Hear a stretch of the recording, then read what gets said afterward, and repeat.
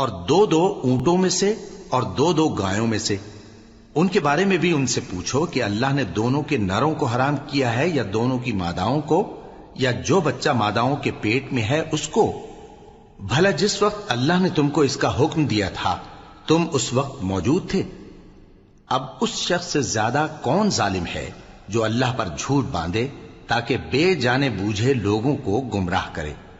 کچھ شک نہیں کہ اللہ ظالم لوگوں کو ہدایت نہیں دیتا۔ کہو کہ جو احکام مجھ پر نازل ہوئے ہیں میں ان میں کوئی چیز جسے کھانے والا کھائے حرام نہیں پاتا، بجز اس کے کہ وہ مرا ہوا جانور ہو یا بہتا لہو یا سور کا گوشت، کہ یہ سب ناپاک ہیں، یا کوئی گناہ کی چیز ہو کہ اس پر اللہ کے سوا کسی اور کا نام لیا گیا ہو۔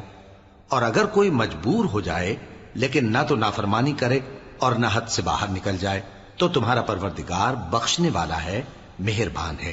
اور یہودیوں پر ہم نے سب ناخن والے جانور حرام کر دیے تھے، اور گایوں اور بھیڑ بکریوں سے ان کی چربی ان پر حرام کر دی تھی، سوائے اس کے جو ان کی پیٹھ پر لگی ہو یا آنتوں میں لگی ہو یا ہڈی سے ملی ہو۔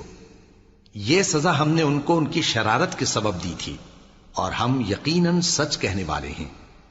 اب اگر یہ لوگ تمہاری تکذیب کریں تو اے پیغمبر کہہ دو تمہارا پروردگار بڑی رحمت والا ہے، اور اس کا عذاب بھی گناہگار لوگوں سے نہیں ٹلے گا۔ جو لوگ شرک کرتے ہیں وہ کہیں گے کہ اگر اللہ چاہتا تو ہم شرک نہ کرتے، اور نہ ہمارے باپ دادا شرک کرتے، اور نہ ہم کسی چیز کو حرام ٹھہراتے۔ اسی طرح ان لوگوں نے تکذیب کی تھی جو ان سے پہلے تھے، یہاں تک کہ ہمارے عذاب کا مزہ چکھ کر رہے۔ کہہ دو کیا تمہارے پاس کوئی سند ہے؟ اگر ہے تو اسے ہمارے سامنے لاؤ۔ تم لوگ تو بس گمان کے پیچھے چلتے اور اٹکل کے تیر چلاتے ہو۔ کہہ دو کہ اللہ ہی کی حجت غالب ہے، پھر اگر وہ چاہتا تو تم سب کو ہدایت دے دیتا۔ کہو کہ اپنے گواہوں کو لاؤ جو بتائیں کہ اللہ نے یہ چیزیں حرام کی ہیں، پھر اگر وہ آ کر گواہی دیں تو تم ان کے ساتھ گواہی نہ دینا، اور نہ ان کی خواہشوں کی پیروی کرنا جو ہماری آیتوں کو جھٹلاتے ہیں اور جو آخرت پر ایمان نہیں لاتے، اور بتوں کو اپنے پروردگار کے برابر ٹھہراتے ہیں۔ کہو کہ لوگو آؤ میں تمہیں وہ چیزیں پڑھ کر سناؤں جو تمہارے پروردگار نے تم پر حرام کر دی ہیں۔ ان کی نسبت اس نے اس طرح ارشاد فرمایا ہے کہ کسی چیز کو اللہ کا شریک نہ بنانا، اور ماں باپ سے بدسلوکی نہ کرنا بلکہ حسن سلوک کرتے رہنا، اور ناداری کے اندیشے سے اپنی اولاد کو قتل نہ کرنا، کیونکہ تم کو اور ان کو ہم ہی رزق دیتے ہیں۔ اور بے حیائی کے کام ظاہر ہوں یا پوشیدہ ان کے پاس نہ پھٹکنا، اور کسی شخص کو جس کے قتل کو اللہ نے حرام کر دیا ہے قتل نہ کرنا، مگر جائز طور پر، یعنی جس کا شریعت حکم دے۔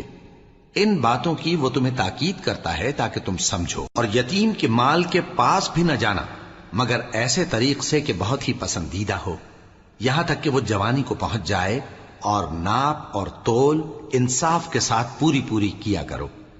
ہم کسی کو ذمہ دار نہیں بناتے مگر اس کی طاقت کے مطابق، اور جب کسی کی نسبت کوئی بات کہو تو انصاف سے کہو، گو کہ وہ تمہارا رشتہ دار ہی ہو، اور اللہ کے عہد کو پورا کرو۔ ان باتوں کا اللہ تمہیں حکم دیتا ہے تاکہ تم نصیحت قبول کرو، اور یہ کہ میرا سیدھا رستہ یہی ہے تو تم اسی پر چلنا، اور دوسرے رستوں پر نہ چلنا کہ ان پر چل کر اللہ کے رستے سے الگ ہو جاؤ گے۔ ان باتوں کا اللہ تمہیں حکم دیتا ہے تاکہ تم پرہیزگار بنو۔